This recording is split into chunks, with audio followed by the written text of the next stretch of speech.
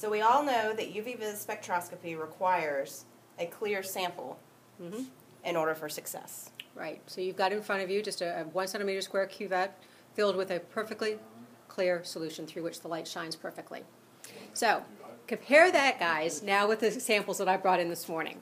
Last night, knowing it was going to rain last night, I picked some roses. So I literally brought the roses in this morning and picked petals off of them. And I have a light pink and a hot pink and then a very soft white pink that I twirled into a little sausage and put into the Clarity spectrophotometer.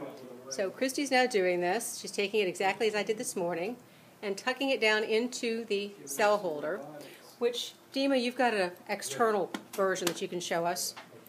What she just put it into, yes, is this round bottom flask. And so the flower is literally tucked down in there like that. Exactly so. Perfect. Perfect. All right, now the spectra that resulted from the light pink, this is the light pink, right? Yes, Yes. It is pink rose petal. Go ahead. It is a light pink rose petal, and the spectra was collected from the UV to the visible region, all the way from 250 or what is it, 270 nanometers to 610 nanometers. With very clear peak And around these are, 5. Yeah, we have several features. We have couple peaks in the UV region, and we have a clear peak in the 520. Terrific. Great. And then if you'd show us the spectrum of the bright pink leaf, which again we'll remind ourselves. You mean Bright hot pink? Yep, that's what I called it. Hot pink versus regular pink. hot pink. There you go. Here is the hot pink. So We can see that the spectrum is different. It is different both in the UV region and it is quite different in the visible region. And if we overlay these two together, Dima? And if we put all of them together, There we go. we have something like this. Light pink on bottom. Light pink on bottom, hot pink A on single top of petal from a rose plant.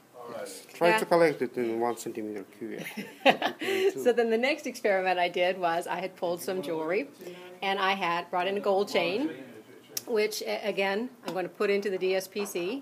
Can't believe you literally just put it right down in there. Yep, just right down in there and then put the lid on. Ta-da.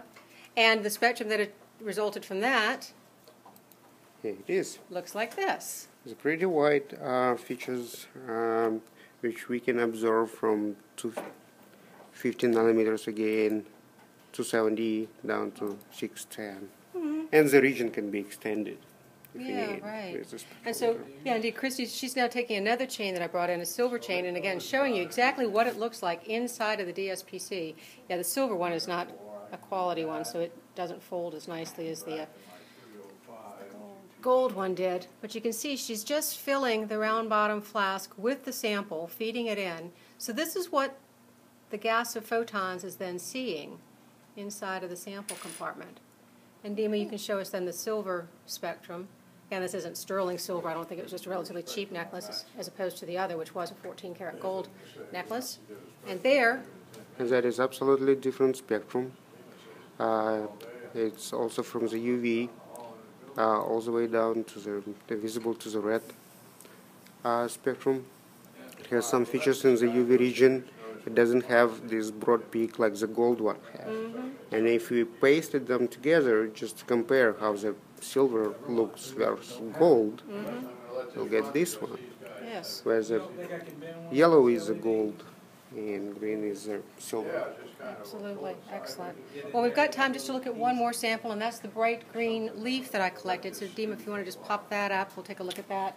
And Christy, Okay. literally, it's the same kind of thing. We're going to take the chain out of the sample compartment and twirl up a leaf. And From jewelry to leaves. yeah, roses, leaves, jewelry, fabric, mitochondria, yeast.